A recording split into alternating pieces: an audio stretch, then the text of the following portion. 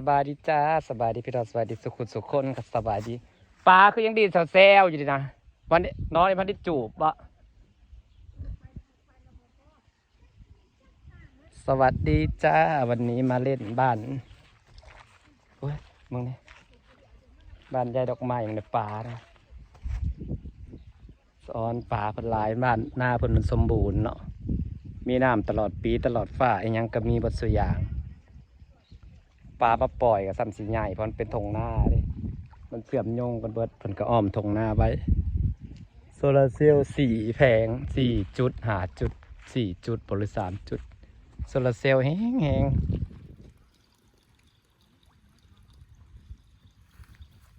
ปลายังมาปลาเข่งบ่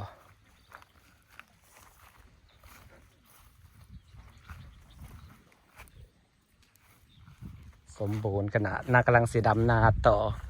เหตุเวียกบริพักบริเศร้า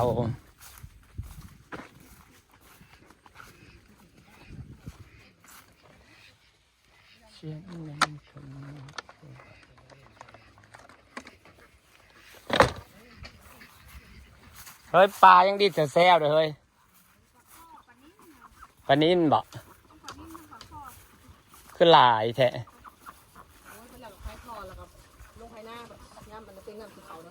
ให้มันแผ่เนาะแตกแซวถ้าปลาใช่ไหมวานแหบาทหนึ่งก็สิเต็มแหแม่ประคอในทางนี้แต่ตัวใหญ่ไปเลือกเปี้ยงเลิศสะออนแต่น้ำโซลาเซลล์ละสับปันแหงแต่อยู่เพื่อนเต็มบริแหงเดี๋ยวนี้นะแห้งอยู่มันหักมันมีบาดตัดเห็นดิมันมาสักพักหนึ่งมันกระตัดน้ำมันบ่พอเต็งวะน้ำบ่เสมอมาเป็นบาดแม่นมาโจกมาสักประมาณ10 นาทีแล้วมันกระสิตัดสักพักแล้วมันกระสิมาสับจวกมาแล้วกระสิตัดจากแพร่อะไรอะไรน้ำมันแสดงว่าน้ำมันบ่ลายมาอุดอวดอยู่ในช่องมือซ้ำมือเพียงสวัสดีจ้าค่ะสวัสดีนะจ๊ะใส่ใบสีสิมาปริมาสิจากทางข่าวประเด็นโทรมาเสร็จหาประเด็นยังอยู่เหมือนกันว่าสิไปหน้าดอกไม้เป็นวะมาปลูกพักปลูกหญ้าไว้ก็ได้เรามากินบ้านเฮือนได้ที่ผมมีพักมืองานนะ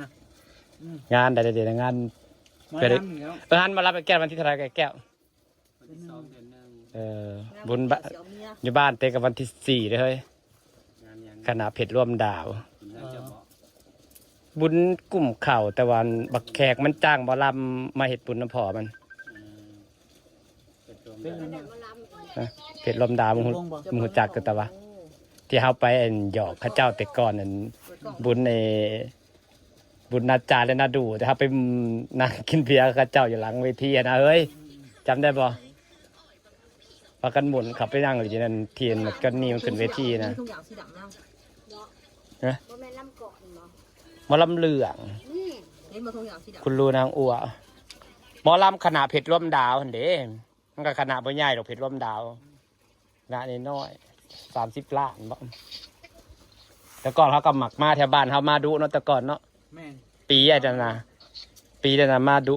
ก็มาเฮือนนั่นน้ำไม่น้ำตอนนั้นกับเผ็ดร่วมดาวนี่แหละแม่นบ่เฮ้ย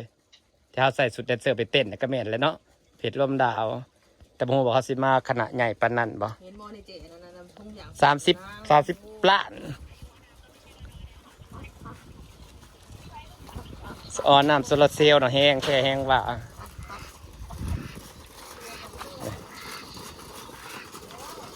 1.2 จุดปลูกให้เองน้ำอยู่นี่เนี่ยตั้งแห้งเนาะ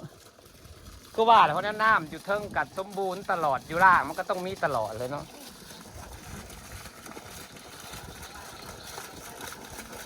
จะเม็ดจักปีอะไรนี่เนาะทนเด้อโซลาร์เซลล์ก็ได้อยู่หาแล้วบอลใหญ่ปันได้แล้วบ่ะใหญ่กับใหญ่ปันได้แล้วเนาะจักปีเลยโซลาร์เซลล์นะทนอยู่เนาะผมเป็น4-5 ปี6 ปีกว่าตัวเองนะมันก็คุ้มมันราคามันก็ได้คุ้มมาแล้วโดดยังไม่ได้เป็นอย่างไรอยู่ก็เปิดตลอดนั่นนี่นะน้ำก็เปิดตลอด24 น้ำในทำปกติแต่มันเป็นยังดอก แม่น ถ้ามันเสียก็เสียแต่บนว่าวมันในวันเปิดมันก็เปลี่ยนเอาอันนั้นบอกมันบ่ได้เป็นอย่างนั้น เออ อย่ามาจากนอนไหนนอนข้างเลย เบิกมันก็หัวอยากนอน อยากนอนคือกันกินข้าวอิ่มแล้วก็นั่งใต้อยากย่อน ต่อไปนางกสิเรียกคั่วไอ้อินทผลัมภาวนาให้มีต้นตัวผู้กับต้นตัวแม่เด้อภาวนาให้มันมีต้นตัวผู้กับต้นตัวแม่ อ๋อแล้วมันสิซ้ำกันปะ บ่มันได้ผสมเอง มันซ้ำ คันมีแต่ต้นตัวแม่มีต้นตัวผู้ก็แล้วอะ แม่นบ่ ฮะ มันตัวผู้ตัวแม่ในโต บ่ต้นไผ่ต้นมันต้องผสมเอา เอ้าผสมเอาบ่เฮ้ย เออ เอ้าก็อย่างมันเป็นหมากรถบ่แม่นบ่ บ่อินทผลัมนี่ต้องเอาต้นตัวผู้ต้นเอาเกสรต้นตัวผู้มาใส่ต้นตัวแม่ เฮ็ดมันมึงสิได้ผสม ตาย พันธุ์ คือเสียอะไรมัน ตาย บ่ก่อนอื่นต้องรุ่นก่อนมันให้มันมีต้นตัวแม่กับต้นตัวผู้อยู่นํกัน ท่านบ่มีได้ซะ ถ้าบ่มีก็บ่มีเกสรมันก็บ่เป็นหมาก เป็นกระเทยเป็นกูต้นแน่นอน มันก็สิเป็นแบบเหี่ยวเหี่ยวเขาเด้มันบ่มีเกสรผสม ได้หมากซ้ำ บ่ได้ น่าสิมีอยู่ ก็ว่าต้นตัวแม่ใบมันสิที่ใบสี 10กว่าต้น โอ้ตั้ง10กว่าต้นมีอยู่แล้วแหละเอาไปเห็นว่าพวกไปเฮ็ดงานนั่นผสมอินทผลัมน่ะเสี่ยงตายต้นมันสูงขึ้นรถเข่งไปครับผสมผ เขา ล บ่ได้ผสมคือเป็นซะเนาะย่า ในขางวัดมันพวกใหญ่นะจังซ่า เป็นบ่ อือ มันได้ผสมไหนมันแยกต้นตัวผู้ต้นตัวแม่ คือว่าปกติเราเป็นหมดเฮาก็อีก ในห้องการน่ะก็เป็นคือกัน เป็นบ่ ในการน่ะเป็น พวกใหญ่ แต่มันก็บ่ หมากบ่ตื้อ มันต้องได้ดูแลมันหมาก ไว้เป็นบ่ดุกโน่นเนาะ มากบ่ตื่นมาเลย ห เนาะ มากฝาดๆไป มันใช่กระสอบคุยติ่งกระสอบคุยก็ติ่งกระสอบคุยรังพวกนั้นบ่ได้ใช่กระสอบคุยนี่กระสอบคุยถูกไว้ซื่อๆให้พวงนะ มันดก ขางวัดน้ำพวกใหญ่น่ะดิ ต้องล่าไอ้ที่ของมันนะ โอ้ยโลละต้องเท่าใดเด้อ เดี๋ยวมันขายโลละ50เนาะเฉพาะบ่ได้ซื้อกินน้ำมัน มันแพงอยู่แล้วอินทผ มัน ลั จะ ม เป็นผัดๆ แต่ บ่ได้ นี่ได้ แซ่ ซ่อม มันหักบ่ว่า โลละ3-400เนาะตัวหนึง โอ้ยเดี๋ยวก่อนเราไปซื้ออยู่ไทยนะเสียบอกว่าแซ่บ มันมี ใช่ สอง ถึ แบ ง บ แล้ว เล เดี๋ยวย นี้มันไฟกระปุกหลายแล้วอันนี้มันอึด อ๋อ มันมีสองแบบแต่ของมัน สีแดง นะ สีเหลืองเนาะ สีเหลืองก็มี ทราบเคยเบิ่งคลิปเขาเจ้านั่นเขาเจ้าผสมไดขึ้นรถผสมคักแน่แบบว่าปีน การเกษตรกรเขาต้องผสมให้มันได้ ผสมให้มันได้ว่าแล้วล่ะเขาเจ้าผสมมันได้มาตรฐาน อืม คันวันนี้มันก็จะเป็นหน่อยน้อยๆเหี่ยวๆค่อยว่าหน่วยมันสิบ่ตึงสิบ่ใหญ่คือ ก็ได้ตามธรรมชาติ แต่มันก็ได้เงินอยู่ได้2 ปีแล้วมันได้เงิน ไม่ชอบกว่า เออ ว้าแต่สีงามอีสวยอยู่เนาะ แต่หลายพันเลย คนแนวอินทผลัมมันออกมามันเป็นผู้งามก็ได้ เขาก็อยู่บ้านนอกในขางบ้านในขางวัดเบื้องใต้กันดิ วัดน้ำ อ๋อ บ้านนักพวกใหญ่นี่ดิ อืม ขางวัดเบื้องใต้ ธรรมราซื้อมาปลูกในสวนกันนะ ดินแคมวัด ต้นมันงามต้นอินทผลัมนะ เงามันคั่วเงา เอาปลูกเลาะหัวไว้อีน้อย ว่าสิส่วนมันเห็ดนาแซงห่วมหุ่นกันเห็ดนาแซงนี่นะ เฮ็ดไปเฮ้ย เห็ด ฮอด100ปีดอก เฮ็ดจะบ่เฮ็ดนาทงใด กันหน้าบ้านทันแล้ว หน้าบ้านเจ้าน่ะพอเฮ็ดติเนาะ หน้าสี่ น้ ให้ องมันก็บ่ง่ายเนาะ คั่วเงาผ้า มันสิงามหน้าบ้านเฮ็ดนาแซงน่ะป้าด สี่ให้แล้วเห็ดไป จะอ้อมหัวเบิ่นเลยบ่ ออมไปแล้ว เฮ้ยเฮ็ดแล้วเฮ้ยสิมาดำซอยเฮ็ดหน้าดำเอา ดำในเศษบ้านอันนั้นบดแบบนี้ โอ้ดำแห่งงามเด้อนาแซงนะ บ่ดำบ่ อ้าวมันกระเทยแตกสดชั่วจุเจ้าก็ถือโอกาสแล้วสำนาสี่ให้ แต่ส่วนมันห่วมหุ่นมันก็ยังบ่บ่เฮยอย่างนี้นะเห็ด ว่า ทาง เสร็จ โซล่าร์เซล เลข ล์ เฮ็ดเสร็จกูว่านนี่กูวัดหม้อยเกือบ บัตรกูส่งมาบอกให้ซื้อเลขกล้าว50 ปีแล้วเขาสิหลอก5005นั่น เนาะนี่ ครบรอบ50 ปีเขาสิหลอก เนาะเขามากราบ เอาหลอกกระเลขลาวเขาหลอกเขาอยากหลอกได้ ไทยไปออก ครบรอบ105 ปีของทันกันขับไตสิพันดอน 22ไทยก็ไปออกเลขลาว ออกเป๊ะ105จะอีน้อยครบรอบ105 ปีแล้วกัน50 ปีน จะพากันเจ็บนะ วันชาติเด้ไปยังสิไปออกเขาหลอกไว้อยู่แล้ว กันบ้านอัน ส่งมาปุ้ยไปซื้อ บอกไปก็ปุ้ยไปซื้อจักคน วาน บ้านเชียงห่างกัน วานเสียงห่างอะเนาะ หักหน้าแช่น่ะมันจังได้มากางงาม น้ำบอก อ้าวหน้าแช่มันมาสิเป็นบ่งามมันคุมน้ำคุมมานั่นอากาศได้ น้ำได้ตลอด แถวบ้านนั่น มัแดดตลอดแล้วมีน้ำ แถวบางไทรบุรีครับเนาะเขาอาศัยแต่กินหน้าแซงได้ บอก บางทีหน้าไห้เดียวเดี๋ยวเขาเป็นร้อยไห้ใหญ่ๆสินะ น้ำนั้น มันงามหน้าเดียวเดี๋ยวเขา น้ำลาไป 30-40จอบ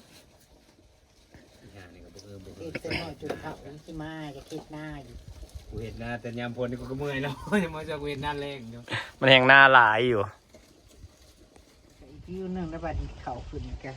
ปัญญามเข่าขึ้นเข่าเคี้ยวนั่น มันเขียวงามเลย โอ้ย หากตอนเข่าขึ้นพุ่นวิวงาม ก็ว่าละคนกระดุก็ดอกบ่ได้ผักปีหนึ่งจะมันได้ผักเก็กมือหรือเปล่า มันได้แนวแม่มัน บ่เฮ้ยตัวก็มีวันหยุดวันผักน้ำหมูอยู่เฮ้ยเงินตัวไปไหว้ไซเบิร์ดซะมีแต่เข่าบ่ได้มีออก มันก็จะกินนี่ เฮ้ยตัวกระถึกเลขอยู่เฮ้ย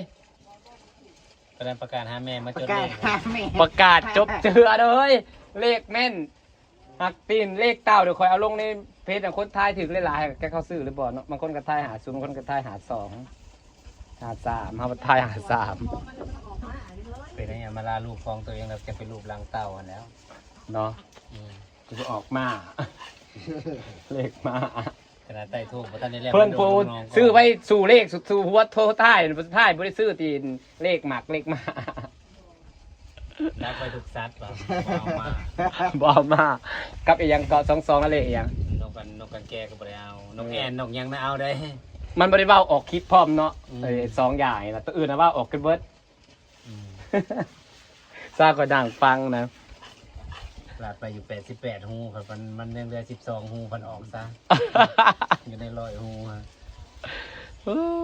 ยอมเลยอำลาซื้อเลขซื้อเรียงกระดานขอได้บ่เด้อซื้อตัวเดียวถือก็ถือบ่ถือก็แล้ว ตัวได้ก็คือจวดคือบ่จำชื่อ เนาะปัจจิถิ่นตัวเดียวเพื่อนออกทะเบียนรถคอยนะออกขัดทั้งล่างทั้งบน มันออกเลขบริไกลกับเราในใกล้ๆตัว22นักเลข นี่นะเลขลาวเนี่ยบอกงานเพื่อกระบอกหมู่หาครบรอบ50 ปีเขาสิหลอก มึง เลย แต่ที่มึงน่ะสิฟันนี่รถเกี่ยวกับรถกระบอก ขนาดเซ็ต เกี่ยวกับรถกระ ขนาดเซ็ตมาบอกมึงบอกเฮ้ยหวยลาวน่ะมันเสียน ส